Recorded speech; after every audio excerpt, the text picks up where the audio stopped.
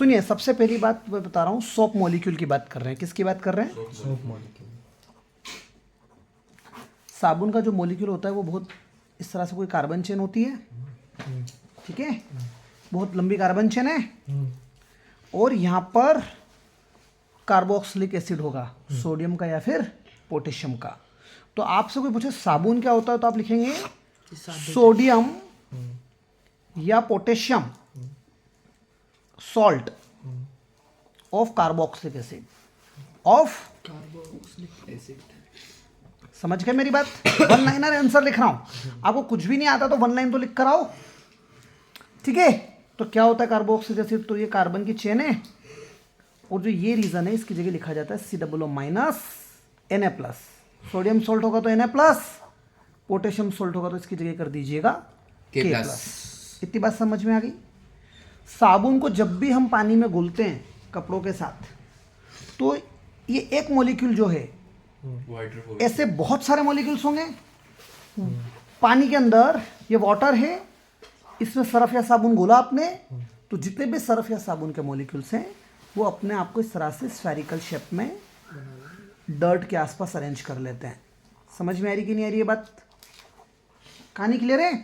तो यहाँ पर क्या है? बीच में डर्ट है, डर्ट, और ये बाहर की तरफ क्या है? पूरा ये वाटर है। क्या है? वाटर। और ये क्या हो गया आपका? Carboxylic and. ये कार्बोक्सिलिक एंड हो गया। समझ में आ रही है बात? तो जो पार्ट डर्ट की तरफ दिख रहा है, ये वाला पार्ट डर्ट की तरफ दिख रहा है कि नहीं दिख रहा है? जो पार्ट डर्ट की तरफ है वो हाइड्रोफोबिक पार्ट होगा। कैसा पार्ट होगा? हाइड्रोफोबिक, क्योंकि वो पानी की तरफ नहीं है। पानी, हाइड्रो मतलब पानी, और पानी से उसको फोबिया है, तो उससे दूर है। समझ में आ रही कि नहीं आ रही बात? तो ये वाला पार्ट होता है हाइड्रोफोबिक, जबकि ये वाला, ये जो पॉइंट है बॉल, ये किधर है? वाटर की तरफ है ना, तो ये हाइड्रोफिलिक पार्ट है। Hydrophilic part. ये जो स्ट्रक्चर बना, इसका जो नाम है वो उसको बोलते हैं मिशेल। कौन सा स्ट्रक्चर? ये जो स्ट्रक्चर बने साबुन के जो मॉलिक्यूल्स है जो डर्ट के आसपास अपने आप को अरेंज कर रहे हैं, मिशेल। ये जो अरेंजमेंट है सोप के मॉलिक्यूल्स का, डिटर्जेंट के मॉलिक्यूल्स का पानी के आसपास, इसको क्या बोलते हैं? मिशेल। समझ में आई बात? सर ये इसको क्या बोलते हैं? ये टेल है हाइड्रोफोबिक पार्ट, ये hydrophilic part of the soap. Phobic part मतलब पानी से दूर रहेगा, डर्ट की तरफ रहेगा। फिलिक पार्ट किधर रहेगा? पानी की तरफ रहेगा। आपसे पूछिए कि क्लीनिंग एक्शन बताओ साबुन की, तो भैया हमने ये डायग्राम बना दिया। इसमें एक फोबिक पार्ट है, दूसरा फिलिक पार्ट है। इसको पानी में घोला, कपड़ा डाला, तो कपड़े की डर्ट की तरफ तो फोबिक पार्ट आ जाएगा, दूर आ जाएगा फिलिक पार्ट। कपड़े को एजिटेट किया तो ये जो मॉलिक्यूल्स हैं, इसकी जो टेल है वो डर्ट में पेनिट्रेट करेगी, डर्ट को बाहर निकाल के फेंक देगी, कपड़ा क्लीन हो जाएगा। समझे? यस। कहानी क्लियर है कि नहीं क्लियर है? क्या किया? सोप और detergent when dissolve in water, hydrophobic part will point towards the dirt, philic part will point towards the water, then cloth will be agitated in the water. Agitate मतलब घिसाई। इस तरह से अपन घिसाई करते हैं ना। सो द फोबिक पार्ट या tail will penetrate inside the dirt and dirt will thrown out and the cloth will get clean. This is the cleaning mechanism of soap. नहीं समझ में आई बात? And it is known लेकिन as micelle. This known as micelle.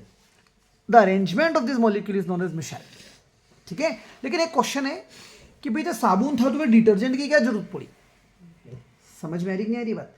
तो साबुन की एक weakness है, आप हाथ पे ग्रीस लगाओ, ऑयल लगा हुआ है बहुत ज्यादा, फिर साबुन से हाथ धो, नहीं धुलेगा, धुलेगी नहीं, चिकनाहट रह जाएगी, वो साबुन गंदा हो जाएगा। तो साबुन या डिटर्जेंट जो होते हैं ना, डिटर्जेंट मतलब सर्फ, ये दो तरह की चीज बनाते हैं। एक बनाते हैं फोम, फोम मतलब जाग, फोम मतलब जाग। और एक बनाते हैं स्कम, इसका मतलब प्रिसिपिटेट, मतलब वो जाग नहीं बनाएगा, वो ऐसे धुल कर ऊपर ऊपर से निकल जाएगा, वो ऑयल को भी क्लीन करके नहीं गया। समझ में आ रही बात? वहीं आपकी ग्रीस के हाथ हैं, ऑयल के हाथ हैं, आप सर्फ से धो, आप कहीं से धो, सर्फ से धोगे तो धुल जाएगा कि नहीं धुल जाएगा? कहानी क्लियर है? तो डिटर्जेंट क्या होता है? हमेशा जाग बनाता है। डिटर्जेंट हमेशा क्या बनाएगा? जाग। लेकिन सोप हमेशा क्या बनाएगा? सोप जाग भी बना सकता है और स्कम भी बना सकता है। तो ऐसा कब होता है? एक वाटर होता है हार्ड वाटर। कैसा water? Hard water. Hard water वो पानी होता है जिस पानी के अंदर कैल्शियम या मैग्नीशियम के आयन से डिजोल्व हो, या जिसके अंदर कैल्शियम मैग्नीशियम के सॉल्ट्स हों, ऐसा पानी हार्ड हो जाता है। हार्ड पानी के साथ हमेशा साबुन स्कम बनाएगा, कपड़ा की डर्ट निकालने की औकात ही नहीं है उसकी, हैसियत ही नहीं है। तब क्या यूज़ करते हैं अपन? डिटर्जेंट से कपड़ा धोते हैं। तो डिटर्जेंट का साइन क्या होता है? तो डिटर्जेंट का सिंबल भी ऐसा ही होता है। D. बस यहाँ पर कार्बोक्सिलिक एसिड है ना, सोडियम। या सोडियम या पोटेशियम सोल्ट है कार्बोक्सिलिक का। यहाँ पर सोडियम या पोटेशियम सोल्ट होगा सल्फोनिक एसिड का। इसकी जगह क्या आ जाएगा? Sulphonic acid. सोडियम और पोटेशियम सोल्ट होगा किसका? सल्फोनिक एसिड का। और ये हार्ड वाटर हो या सॉफ्ट वाटर हो, दोनों में ही जाग देता है। तो जैसे अपना बारिश का पानी आता है, 2-3 बारिश हो गई, एटमॉस्फेयर धुल गया, पूरा जो प्रदूषण था पानी से धुलकर नीचे आ गया, गंदगी पूरी एटमॉस्फेयर की। फिर जो 2-3 बारिश के बाद पानी होता है वो प्योर वाटर होता है, डिस्टिल वाटर होता है, वो सॉफ्ट वाटर होता है। लेकिन हमारा बोरवेल का पानी, कुएं का पानी हार्ड हो सकता है, क्योंकि रॉक्स हैं, चट्टाने अंदर, उनसे मिनरल्स घुले होंगे, तो सॉल्ट या आयंस भी प्रेजेंट होंगे। समझ में आई बात? तो डिटर्जेंट सर्फ मतलब वो हार्ड वाटर के साथ भी जाग देगा, जाग मतलब फॉर्म, सॉफ्ट वाटर के साथ भी जाग देता है। लेकिन जो हमारा साबुन होता है वो सॉफ्ट वाटर के साथ ही जाग देगा, हार्ड वाटर के साथ वो स्कम बना लेगा। मतलब इसका मतलब वो जाग नहीं बनाएगा, खाली ऊपर ऊपर से धुल के निकल जाएगा, वो डर्ट्स के साथ इंटरेक्ट ही नहीं करेगा। समझ में आई? उसको बोलते हैं प्रेसिपिटेशन। मतलब साबुन में बिना कुछ अपना काम किए, अपना फंक्शन प्ले किए ही धुल के निकल गया बस। समझ में आ रही कि नहीं आ रही बात?